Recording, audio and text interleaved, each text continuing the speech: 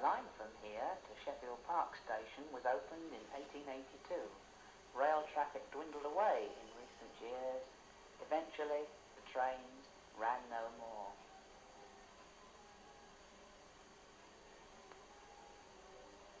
Here's Christopher Campbell, flanked by two rail enthusiasts. They thought a great deal about the Bluebell line, as the Sussex folk called it. One day, Chris said, "Gosh, that distance signal looks dilapidated. Let's reconnoitre."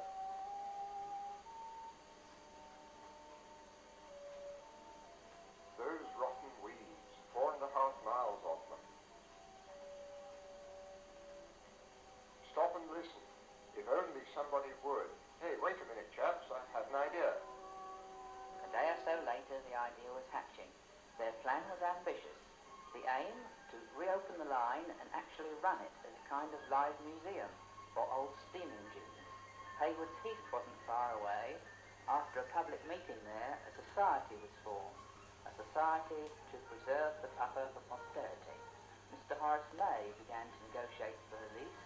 On the right, Chairman John Leroy, with Captain Peter Manister, started a publicity campaign. At headquarters, the society's plate shone from the booking office door. Then posters, car stickers and newspaper articles carried news of the society's aims. Membership started to climb as magazine features, sound broadcasts and television interviews spread the story on a wider scale. Even wayside canvassing played its part. Handbills? Oh no. Our monthly magazine. Price 6p, please. Meanwhile, bridge and culvert numbers were being established to pinpoint locations and guide work parties along the line. A great deal of hard work lay ahead, work which had to be completed in time for the arrival of the first train.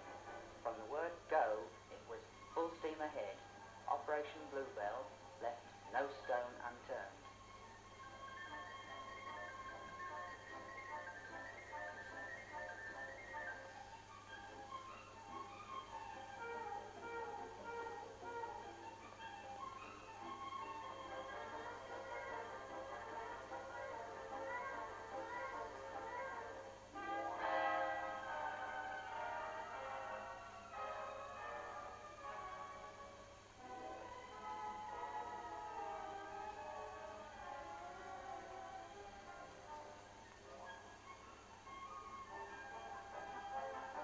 Members dismantled, cleaned and reassembled the entire signalling system. Mr. Charles Hudson showed great loyalty. The station buildings had been restored to order by April 1960. Elbow grease had quickly shifted the dust and dirt that years of neglect seemed to bring. Later, marine finish paint, 10 gallons of it was applied. The colours, teak and cream. The waiting room that became a museum for items of railway interest. Jack Owen preferred giving the points rods a much-needed lubrication while vintage posters were being dotted about the station.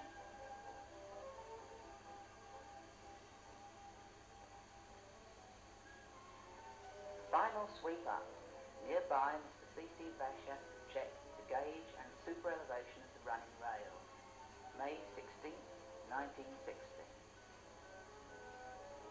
Everything in working order. The restoration of the signals, of 4.5 miles of line and of the station was complete. Tomorrow would be D-Day. D for delivery. The delivery day of the Society's first and very own steam engine. Tomorrow came. Down on Hosted Cane, permanent waymen were quick off the mark. The temporary barrier was soon removed and eyes were peeled for a glimpse of the train. And here she comes.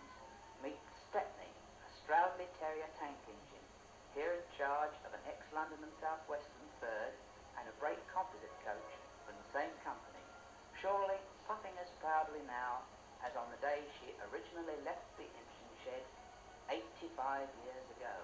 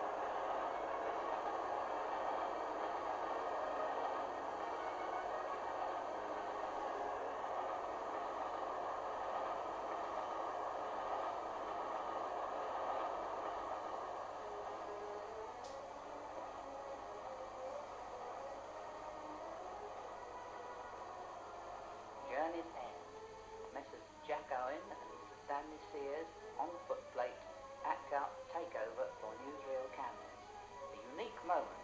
For the first time in history, a private society had succeeded in reopening a standard gauge railway.